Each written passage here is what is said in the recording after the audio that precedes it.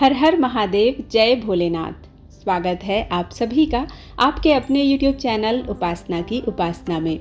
आज के वीडियो में आप सुनेंगे नाग पंचमी व्रत की कथा। यदि आपको यह कथा पसंद आती है तो आप इसे लाइक जरूर कीजिएगा और चैनल पर पहली बार आए हैं तो इसे सब्सक्राइब करना बिल्कुल मत भूलिएगा। बेल बटन प्रेस कीजिए ताकि नए वीडियोस आप तक रोज पहुंच सकें। आइए अब आप सुनिए नाग पंचमी व्रत की कथा। प्राचीन काल में किसी समय सुमंतु मुनि ने राजा शतानीक से कहा, हे राजन, मैं आपसे पंचमी कल्प का वर्णन करता हूँ। पंचमी तिथि नागों को अत्यंत प्रिय है और उन्हें आनंद देने वाली है। इस दिन नागलोक में विशिष्ट उत्सव होता है। किसी भी पंचमी तिथि को जो नागों को दुग्ध स्नान कराता है, उसके कुल को वासुकी, तक्षक, काल्य, मणिभद्र, ऐरावत, धृतराष्ट्र, करकोटक तथा धनंजय ये सभी नाग अभयदान देते हैं। एक बार माता के श्राप से यज्ञ की अग्नि में सभी नाग जलने लग गए थे। इसलिए उस दाह की व्यथा को दूर करने के लिए पंचमी को गाय के दूध से नागों को आज भी लोग स्नान कराते हैं। इससे सर्प भय नहीं रहता है। यह सुनकर राजा शतानीक ने पूछा, महाराज, नाग माता ने नागों को क्यों श्राप दिया था और फिर वे कैसे बच गए? इसका आप विस्तार पूर्वक वर्णन कीजिए। सुमंतु मुनि ने कहा, एक बार राक्षसों और देवताओं ने मिलकर जब सागर मंथन किया था तो उच्चैश्रवा नामक अतिशय श्वेत घोड़ा निकला, जिसे देखकर नागमाता कद्रू ने अपनी सौत विनिता से कहा कि देखो, यह अश्व श्वेत वर्ण का है, परंतु इसके बाल काले दिखाई पड़ रहे हैं। तब विनिता बोली, यह अश्व ना तो सर्व श्वेत है और ना ही काला है और ना ही लाल रंग का है। यह सुनकर कद्रू बोली, अच्छा, तो मेरे साथ शर्त करो कि यदि मैं इस अश्व के बालों को कृष्ण वर्ण का दिखा दूं तो तुम मेरी दासी हो जाओगी, और यदि नहीं दिखा सकी तो मैं तुम्हारी दासी हो जाऊंगी। विनिता ने शर्त स्वीकार कर ली और फिर वो दोनों क्रोध करती हुई अपने अपने स्थानों को चली गईं। कद्रू ने अपने पुत्रों को सारा वृत्तांत कह सुनाया और कहा, पुत्रों, तुम अश्व के बालों के समान सूक्ष्म होकर उच्चैश्रवा के शरीर से लिपट जाना, जिससे यह कृष्ण वर्ण का दिखने लगेगा और मैं शर्त जीत कर विनिता को दासी बना सकूंगी।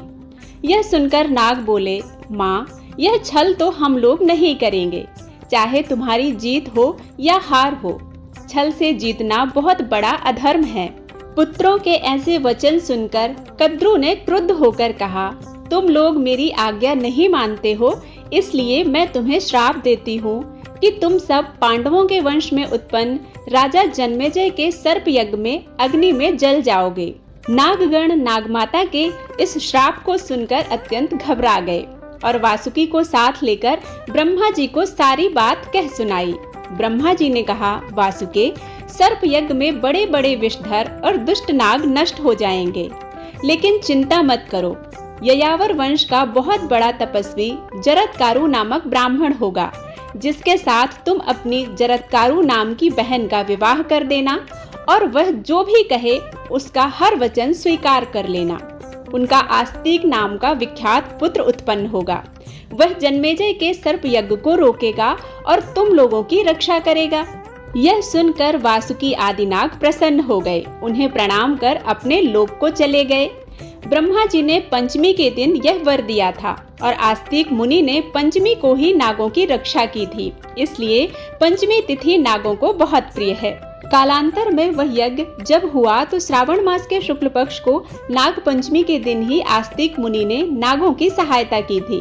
इसलिए उस दाह की व्यथा को दूर करने के लिए ही गाय के दुग्ध द्वारा नाग प्रतिमा को स्नान कराने की मान्यता है, जिससे व्यक्ति को सर्प का भय नहीं रहता। इसलिए यह दृष्टोद्धार पंचमी भी कहलाती है। पंचमी के दिन नागों की पूजा कर यह प्रार्थना करनी चाहिए कि जो नाग पृथ्वी में, आकाश में, स्वर्ग में, सूर्य की किरणों में, सरोवर में, वापी में, कूप, तालाब आदि में रहते हैं, वे सब हम पर प्रसन्न हों। हम उनको बारंबार प्रणाम करते हैं। नाग पंचमी को किसी भी समय घर के मुख्य द्वार के दोनों ओर नागों के चित्र या एक एक गोबर से नाग बनाकर उनका दही, दूध, दूर्वा, पुष्प, कुश, गंध, अक्षत और नैवेद्य अर्पित कर पूजन करना चाहिए। तत्पश्चात नागों को विसर्जित करके ब्राह्मणों को यथाशक्ति भोजन कराना चाहिए। और स्वयं अपने परिवार के साथ भोजन करना चाहिए। प्रथम मीठा भोजन करना चाहिए और बाद में अपनी रुचि के अनुसार आप भोजन करें। ऐसा करने से व्यक्ति के कुल में कभी सर्पों का भय नहीं होता। इस प्रकार नियम के अनुसार जो पंचमी को नागों का पूजन करता है वह श्रेष्ठ विमान में बैठकर नागलोक को जाता है और बाद में द्वापर युग में बहुत पराक्रमी, रोग रहित तथा प्रतापी राजा होता है। इसलिए घी, खीर और गुग्गल अर्पित करके इन नागों की पूजा करनी चाहिए। राजा शतानीक ने पूछा, महाराज, क्रुद्ध सर्प के काटने से मरने वाला व्यक्ति किस गति को प्राप्त होता है और जिसके माता पिता, भाई, पुत्र आदि सर्प के काटने से मरे हों, उनके उद्धार के लिए कौन सा व्रत, दान अथवा उपवास करना चाहिए? यह सब आप मुझे विस्तार से बताइए। सुमंतु मुनि ने कहा, हे राजन, सर्प के काटने से जो मरता है वह अधोगति को प्राप्त होता है और उसके अगले जन्म में निर्विष सर्प होता है, और जिसके माता पिता आदि सर्प के काटने से मरते हैं वह उनकी सद्गति के लिए श्रावण मास के शुक्ल पक्ष की पंचमी तिथि को उपवास कर नागों की पूजा करे। यह तिथि महापुण्य कही गई है। इस प्रकार 12 महीनों तक चतुर्थी तिथि के दिन एक बार भोजन करना चाहिए और पंचमी को व्रत कर नागों की पूजा करनी चाहिए।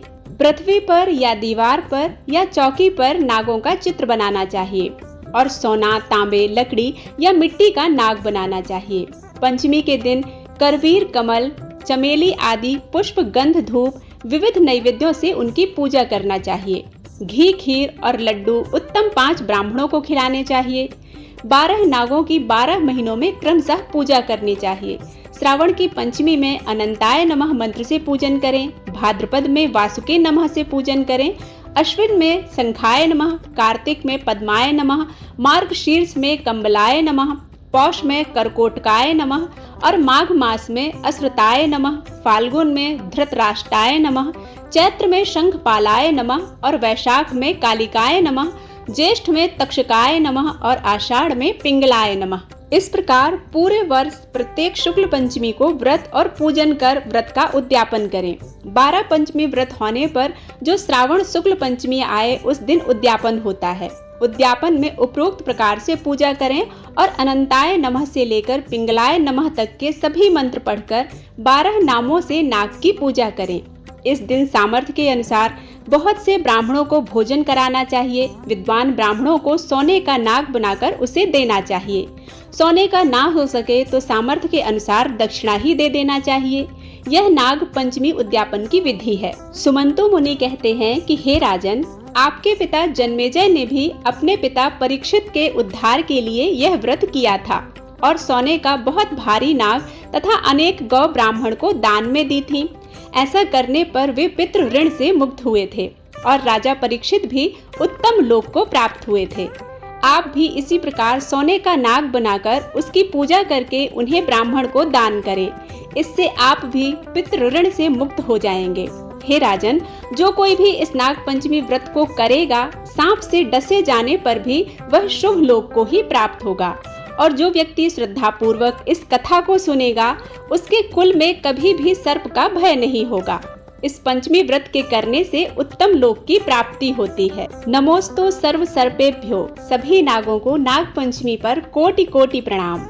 उम्मीद है यह कथा आप सभी को पसंद आई होगी। यदि पसंद आती है तो लाइक करके सब्सक्राइब करना मत भूलिएगा। मिलती हूँ एक नई कथा के साथ, तब तक के लिए ओम नमः शिवाय।